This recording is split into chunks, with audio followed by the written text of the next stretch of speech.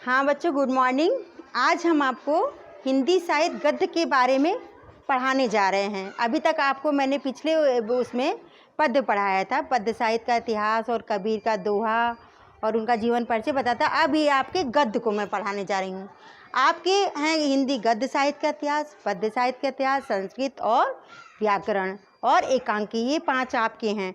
तो आज हम आपको पढ़ाने जा रहे हैं हिंदी गद्य के विकास का संक्षिप्त परिचय, जिसमें भारतेंदु युग एवं द्विवेदी युग। इसमें है 3। पहला है युग का नाम, वो है प्राचीन काल। प्राचीन काल में क्या था? राजस्थानी गद्य और ब्रजभाषा। और प्राचीन काल का समय था 11वीं शताब्दी से 14वीं शताब्दी तक।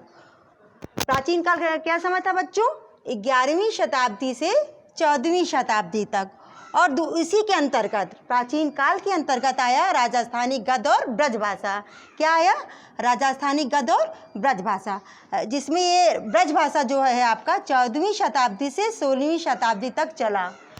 ब्रजभाषा जो थी 14वीं शताब्दी से 16वीं शताब्दी तक चली।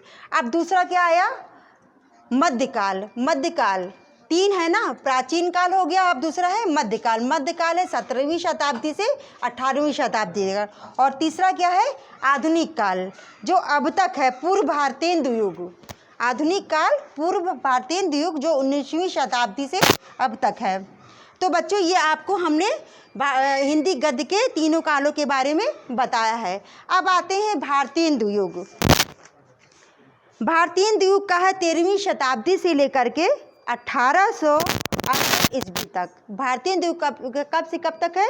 13वीं शताब्दी से 1868 ईस्वी तक है। इसमें कौन है? प्रताप नारायण मिश्र हैं, इसमें भारतेंदु हरिश्चंद्र हैं, बालकृष्ण हैं, गोस्वामी हैं, ये सब इनके लेखक हैं। ये सब कौन है?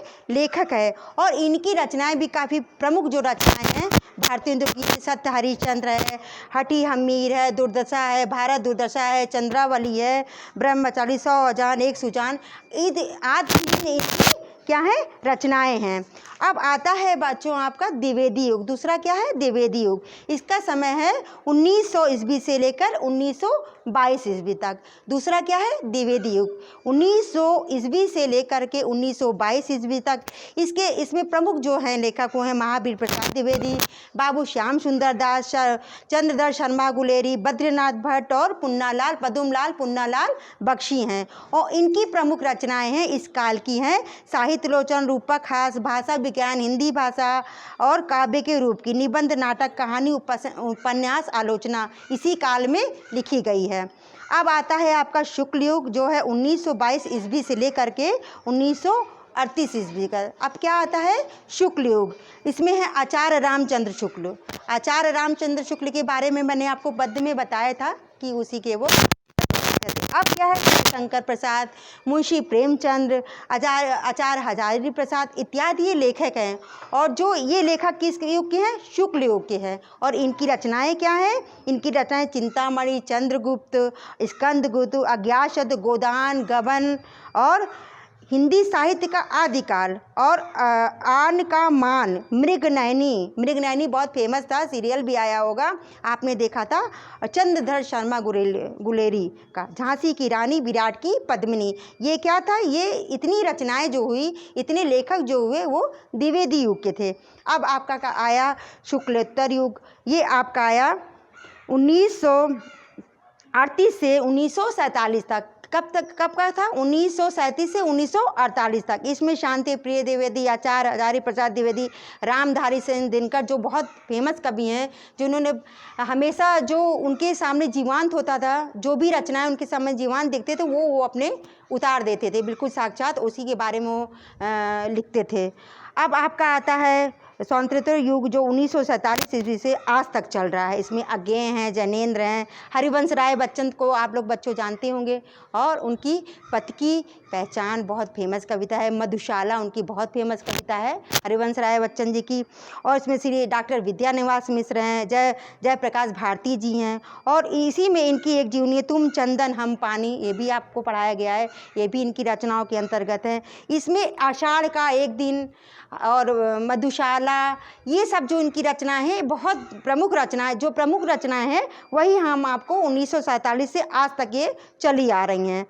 अब आपको बताते हैं, ये संक्षिप्त परिचय था हिंदी गद्य साहित्य के इतिहास के बारे में। अब हम आते हैं प्रताप नारायण मिश्र, पार्ट 1 में।